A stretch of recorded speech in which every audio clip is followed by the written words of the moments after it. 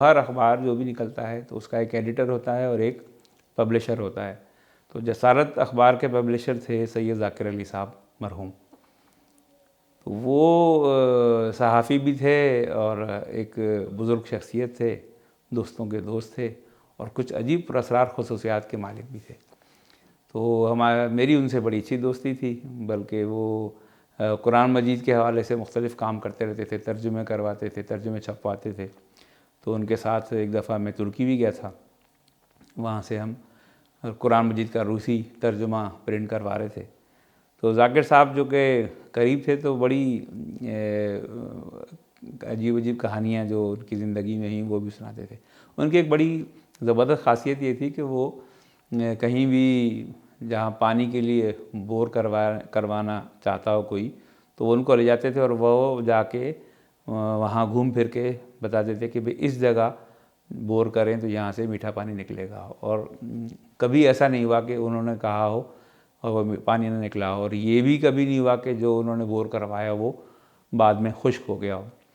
तो इसलिए वो लोग बड़ी उनका एहतराम करते थे, इज़्ज़त करते थे। तो वो उनके बारे में ये भी मशहूर था कि वो कुछ जिन्नात वगैरह से भी उनकी ताल्लुकात है, दोस्तियाँ हैं।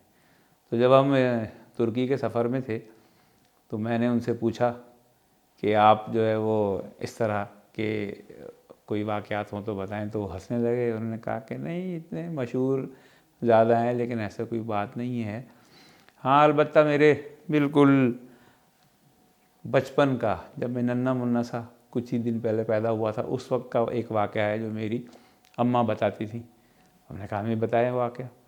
तो उन्होंने कहा कि जब मैं चंद महीनों का था और हम भारत इंडिया में रहते थे, पाकिस्तान बनने से भी पहले की बात है, तो वो हमारा घर एक गली में था और उस ऊपर वाले हिस्से भी मंजिल थी, उसकी नीचे भी थी। तो वो एक दिन मैं रो रहा था तो अम्मा लेके ऊपर छत पे गईं और मुझे बहला रही थी और लेके छत पे इधर उधर गोद में लेके टहल रही थी ताकि जो है वो मैं बहल जाऊं।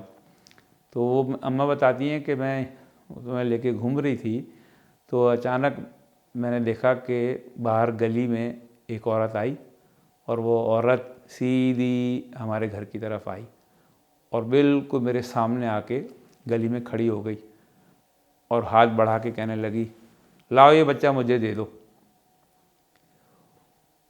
और उसके अंदर सब खौफनाक बात ये थी कि वो खड़ी हुई तो औरत गली में थी, लेकिन उसका कद, उसका सर बिल्कुल मेरे बराबर था। यानी उसकी टांगें बहुत लंबी थी कि पूरी जो पहली मंजिल थी घर की वो पूरी उसकी टांगें थी, उसका धड़ उसके ऊपर था और वो बिल्कुल मेरे आमने सामने था। और वो गली में खड़े खड़े हाथ आगे बढ़ा के मुझसे कह रही थी कि लाओ ये बच्चा मुझे दे दो।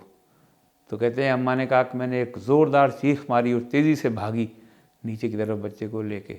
जब शोर हुआ तो बाकी घर वाले भी चौंके और एक तेज़ी से आए, क्या हुआ क्या हुआ। तो मैंने बताया कि बाहर गली में एक औरत है, वो इतनी लंबी है कि ऊपर छत तक पहुंच रही है और वो मुझसे कह रही है कि लाओ ये बच्चा मुझे दे दो।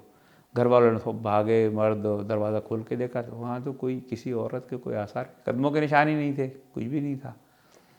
तो सब ने कहा कि भाई पता नहीं क्या डर गई है, क्या हुआ ये वो करे। लेकिन अम्मा कहती हैं कि ना मेरा वो वहम था, ना मैंने कोई ख्वाब देखा, ना मेरी जो है वो कोई ऐसी ख़यालों की दुनिया में रहने वाली हूँ।